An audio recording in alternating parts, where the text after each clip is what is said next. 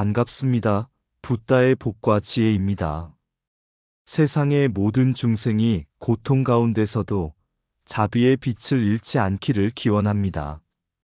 이 영상은 보살이 중생의 고통을 함께하며 자신의 깨달음을 뒤로하고 먼저 타인을 제도하는 참된 실천의 길을 이야기합니다. 부처님의 가르침은 오직 함께하는 것, 즉, 나 혼자만의 해탈이 아니라 모든 중생이 함께 성불하기를 바라는 큰 원 속에 있습니다. 모든 존재는 불성을 지니고 있으며 깨달음의 가능성은 누구에게나 열려 있다. 는 대승의 진리를 믿고 따르며 보살행을 걷는 이 길 위에서 이 영상이 작은 등불이 되기를 바랍니다. 지금 이 순간 마음을 여시고 부처님의 지혜를 함께 나누시길 권합니다. 자, 그럼 고통을 함께하는 보살의 중생제도 이야기 그 여정을 함께 해볼까요? 옛날 인도의 한 마을에 늘 가뭄과 병으로 고통받는 이들이 살고 있었습니다. 마을 사람들은 절망 가운데서 부처님께 기도를 올렸지만 아무런 변화도 일어나지 않았습니다. 그때 산속 깊은 곳에서 수행 중이던 한 보살이 그 소식을 듣고 조용히 마을로 내려왔습니다. 보살은 특별한 법문도 설하지 않았고 신통을 보이지도 않았습니다. 다만 매일 아픈 이를 찾아가 손을 잡아주고 굶주린 자에게 밥을 나누어 주며 상처 입은 이를 등에 업고 병든 자를 정성껏 간호했습니다. 어느 날 보살은 깊은 병에 걸린 아이 앞에서 함께 눈물을 흘렸습니다. 아이의 어머니가 묻습니다. 당신은 부처님 가르침을 아는 분이라 들었습니다. 그런데 왜 함께 우십니까? 부처님께서 모든 고통에서 벗어나라고 하셨다지요. 보살은 조용히 대답했습니다. 나는 고통에서 벗어나기보다 고통 속에 있는 이의 곁에 먼저 서는 것이 부처님의 가르침이라 믿습니다. 그 마음으로 눈물 흘릴 수 있다면 그것이 바로 자비입니다. 그 순간 시든 연꽃이 피어오르듯 아이의 얼굴에 미소가 피어났고 병세도 점차 나아졌습니다. 사람들은 보살의 말 없는 실천을 통해 부처님의 깊은 뜻을 깨닫게 되었고 마을은 더 이상 절망의 땅이 아니었습니다. 아득한 옛날 히말라야 깊은 산속에 수련보살이라는 한 보살이 있었습니다. 그는 태어날 때부터 아름다운 얼굴과 향기 나는 몸을 지녔지만 여색을 멀리하고 마음을 정결히 하여 외모나 찬탄에는 결코 흔들리지 않았습니다. 그는 단지 모든 중생이 고통에서 벗어나도록 하는 길만을 추구하며 깊은 산중에서 12년을 수행했습니다. 그가 매일 하던 한 가지 수행이 있었으니 그것은 참마가리범어 참된 옷과 장엄함의 옷을 정성껏 손질하여 공양하는 것이었습니다. 그러나 그 옷은 결코 자신을 꾸미기 위한 것이 아니었습니다. 그는 늘 말했습니다. 이 옷은 나의 마음을 닦기 위한 법의 상징일 뿐, 나를 위한 장식이 아니라 법을 위한 공양이네. 어느 날 수련보살은 더 이상 자신이 이 옷을 입을 이유가 없다고 느끼고 옷과 모든 영락보석 장식을 풀어 부처님 앞에 올렸습니다. 그 순간 부처님의 유실력이 발현되어 그 옷가지들이 허공에 머물며 찬란한 일삼법의 보배스러운 우산으로 변하였고 그 아래서 광명이 비치기 시작했습니다. 그 빛 속에서 500인의 모습이 나타났습니다. 이들은 남자도 여자도 아니었고 하늘의 존재도 인간도 아니었습니다. 그저 이없고 바르고 참된 도, 즉 무자성의 진리를 외치는 존재들이었습니다. 주위 사람들이 물었습니다. 세존이시여, 저 존재들은 어디에서 온 것입니까? 하늘입니까? 인간입니까? 어떤 세계의 신령입니까? 부처님께서 미소 지으시며 말씀하셨습니다. 그들은 어디서 온 것도 아니고 어디로 가는 자들도 아니다. 그들은 나의 법에서 피어난 꽃이니라. 색도 아니고 상도 아니며 마음도 아니고 형상도 아닌 다만 법의 화연이다. 법을 깊이 믿고 실천한 수련보살의 청정한 공양이 그들의 원인이다. 그때 사람들은 깨달았습니다. 참된 수행이란 눈에 보이는 장엄이 아니라 마음 깊은 곳의 청정함에서 오는 것이며 그 공덕은 신비한 변화가 아니라 진리를 향한 실천에서 비롯된 것임을 말입니다. 이 이야기는 그 보살의 청정한 수행이 세속을 떠나 단순한 고행이 아니라 그 법에 대한 공경과 실천의 정성이며 또 부처님의 유실력은 신비함의 상징이 아닌 법의 이치를 드러내는 힘이며 이 없고 바른 도를 외치는 존재는 곧 우리 내면의 가능성, 즉 불성임을 말하고 있습니다. 참된 공양은 향기보다 마음에서 피어난다. 청정한 마음 하나가 허공을 밝히고 중생을 살린다. 보살은 먼저 걷지 않는다. 뒤를 돌아보며 함께 걷는다. 자신의 해탈보다 중생의 눈물을 먼저 닦는 이가 보살이다. 나는 없다는 자각 속에 모두를 위함이 피어난다. 부처님의 신통은 기적이 아닌 자비의 깊은 이해에서 나온다.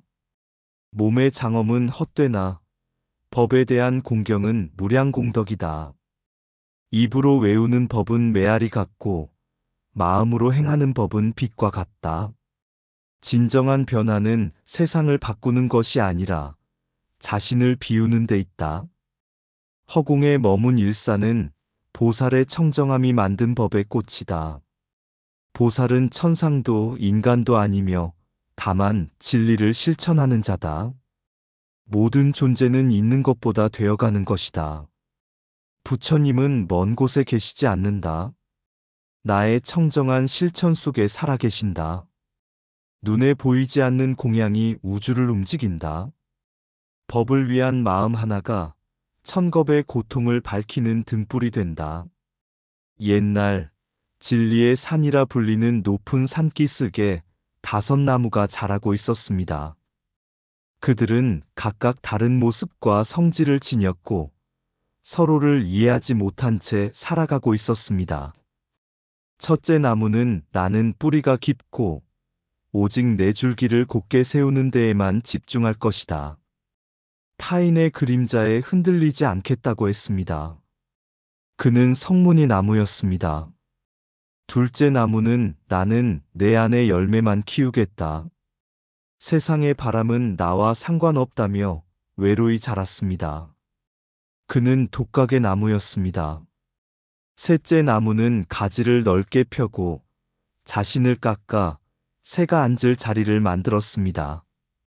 그는 보살의 나무였습니다. 넷째 나무는 아직 방향을 정하지 못했습니다. 가지도 뿌리도 불안정했기에 부정정성의 나무라 불렸습니다.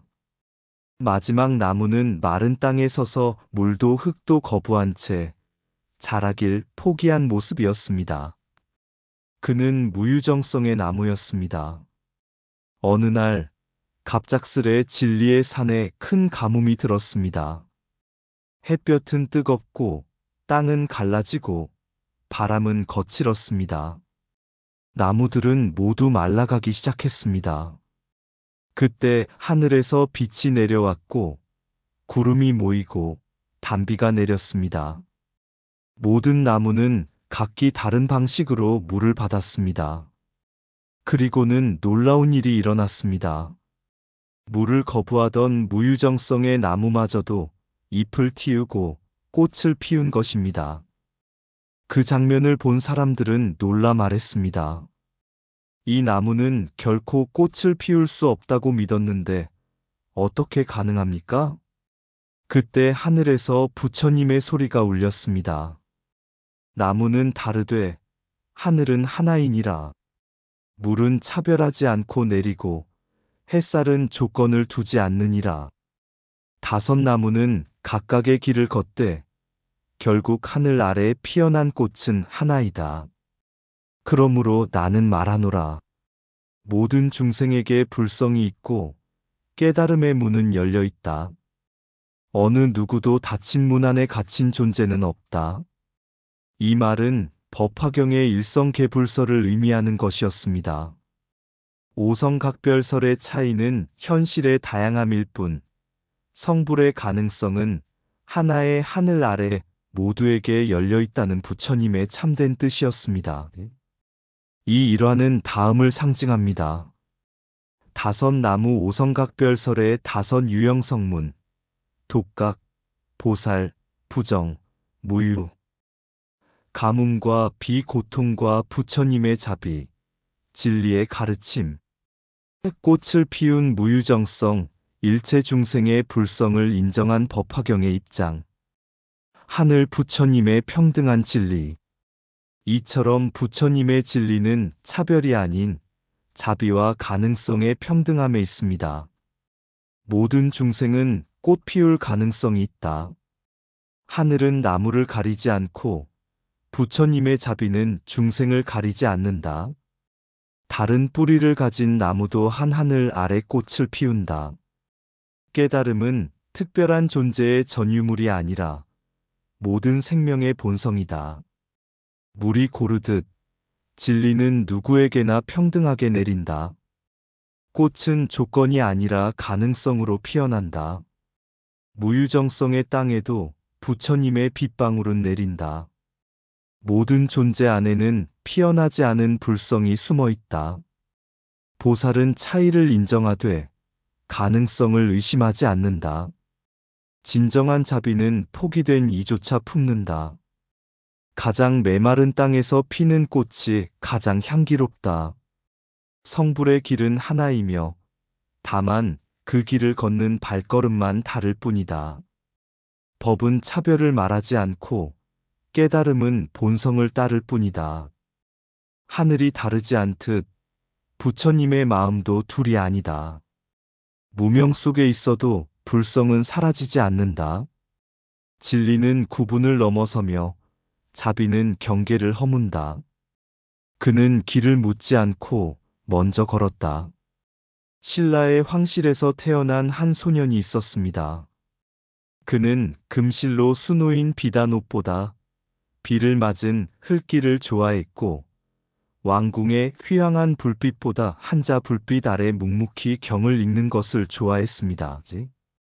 그의 이름은 원측. 사람들은 그를 천재라 불렀지만 그는 스스로를 지혜를 구하는 한 그릇의 빗물이라 말했습니다.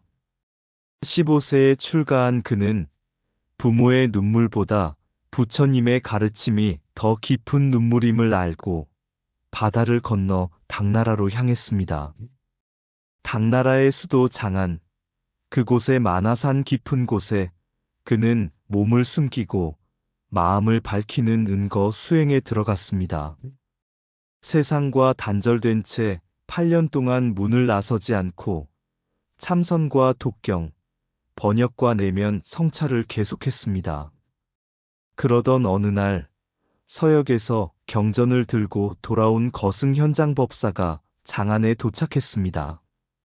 세상 사람들은 모두 그를 스승이라 높였지만 원측은 아무 말 없이 책을 들고 그의 문을 두드렸습니다. 저는 배웁니다. 배움은 다한 것이 아니라 늘 비어 있는 것입니다. 현장 법사는 그를 알아보았고 법의 씨앗을 전하는 자로서 큰 기대를 품었습니다. 원측은 범어, 서역어, 한자 등 6나라 말을 능통하게 익히고 경전 번역에 헌신했습니다. 하지만 그는 언제나 말했습니다. 말을 많이 아는 것보다 법 하나를 실천하는 것이 더 어렵습니다. 그의 명성은 조정에까지 미쳤고 측천무우는 그를 국사로 모시고 서명사의 주석으로 삼았습니다. 그러나 원측은 화려한 법상 위에서 법을 설하기보다 사원 뒤뜰의 뜨거운 햇살 아래서 제자 한 사람에게 가만히 마음을 나누는 것을 더 소중히 여겼습니다. 그의 마지막 가르침은 한마디 말도 찬란한 법문도 아니었습니다. 그저 책상 위에 남겨진 손때 묻은 경전과 무릎이 다른 방석 한 장. 사람들은 그의 행적을 따라 성불의 길을 그리며 말했습니다. 그는 길을 묻지 않았고 먼저 걸었다. 그가 걸은 그 길 위에 지금 꽃이 피었다. 이 이야기는 실제 역사적 인물인 원측 스님의 생애와 수행, 겸손과 실천을 상징화한 이야기입니다. 여기엔 다음의 부처님 뜻이 담겨 있습니다. 지혜는 비움에서 자란다. 법은 배움뿐 아니라 실천 속에서 빛난다. 진정한 전법은 말보다 삶으로 전해진다. 부처님의 길은 질문보다 실천이 앞선다. 원측 스님의 길에서 배우다. 지혜는 가득 찼을 때가 아니라 비워졌을 때 자란다. 먼저 말하는 자보다 먼저 걷는 자가 길을 만든다. 출가란 세상을 버리는 것이 아니라 참된 나를 찾는 여정이다. 글을 아는 것보다 법을 행하는 것이 더 어렵고 귀하다. 많이 번역한 자가 아닌 깊이 실천한 자가 부처의 길을 따른다. 말 없는 공양이 가장 깊은 설법이 된다. 세상의 왕은 땅을 다스리지만 수행자는 마음을 다스린다. 자리를 높이려 하지 마라. 법은 낮은 데서 흐른다. 부처님은 말이 아니라 삶으로 전해진다. 법을 묻기보다 법을 살아라. 경전은 책 안에 있지 않고 한 사람의 행위 속에 피어난다. 겸손은 부처의 언어요. 실천은 보살의 손길이다. 고요한 산속 수행이 진리라면 번화한 궁정 속 실천도 또한 진리이다. 스승을 따르는 자는 많지만 스승의 마음을 아는 자는 드물다. 길을 묻기 전에 한 걸음 내딛는 것, 그것이 수행의 시작이다. 한 방울의 빛, 한 사람의 길. 부처님께서 어느 날 제자들에게 말씀하셨습니다. 등불 하나가 어둠을 모두 몰아낼 수는 없다. 그러나 그 하나로 길이 보이기 시작한다. 이 말처럼 보살은 모두를 구하려 하기 이전에 한 사람의 고통을 깊이 껴안고 자신이 먼저 어두운 곳으로 들어갑니다. 그것이 청정한 공양이 되고 유심력의 변화를 부르는 힘이 됩니다. 또한 어떤 이들은 말합니다. 저 사람은 성불할 수 없을지도 몰라요. 하지만 부처님은 말씀하십니다. 나는 그런 사람을 본 적이 없다. 나는 단지 아직 피어나지 않은 연꽃을 본다. 일체 중생 신류불성. 모든 생명은 깨달음의 가능성을 품고 있습니다. 성문도, 독각도, 보살도, 심지어는 무유정성이라 불리던 이조차도 법의 물을 맞으면 피어날 수 있습니다. 그리고 그 진리를 가장 조용히 실천한 분이 바로 신라의 원측 스님이셨습니다. 그는 화려한 이름보다 한자 한자 경전을 옮기며 말보다 묵묵히 수행하며 진리를 번역했을 뿐 아니라 살아낸 분이었습니다. 그의 침묵 속에는 이런 뜻이 담겨 있었습니다. 나는 꽃을 피우지 않는다. 나는 다만 꽃이 피어날 수 있도록 흙이 되어줄 뿐이다. 모든 중생은 성불할 수 있으며 진정한 수행은 말이 아닌 삶으로 드러나야 한다. 이 뜻을 마음에 새기며 우리도 오늘 하루 작은 실천, 작은 자비, 작은 이해 하나로 부처님 길 위에 첫 발을 내딛기를 기원합니다. 고요한 빛 속에 들려오는 부처님의 자비로운 음성, 깨달음이란 홀로 오르는 산 아닌 함께 걷는 들길이더라. 여색을 멀리한 청정한 맘. 보배 영락을 부처님께 올려 허공에 머문 그 빛은 모든 중생의 희망되어 비추었네. 하늘도 땅도 아닌, 색도 마음도 이름도 아닌 변화로 나타난 그대여, 그 그림자마저 진리를 담는다. 사문이라 불리나 비방하고 비웃는 자, 그 어둠은 눈을 가리고 보살을 속이는 그림자일 뿐. 오성의 굴레 안에 갇혀 못난 이는 없다 하지 않으나 부처의 성품 불성은 모든 존재에 이미 깃들어 있다. 법상종의 칼날 아래 잘려나간 이름들 사이 원측 스님의 숨결은 지금도 만화산 바람되어 흐르네. 진리는 외우는 게 아니라 실천하는 것이라 하셨으니 기도한 시간, 수행한 마음, 그대가 바로 오늘의 보살이네. 고통을 함께하며 중생을 제도하는 길, 그 길 위에 부처님이 참뜻이 피어나리라. 이상 붓다의 복과 지혜였습니다. 오늘도 복지 구족한 날 되세요. 구독과 좋아요는 붓다의 복과 지혜를 밝히는 큰 자비의 등불이 됩니다.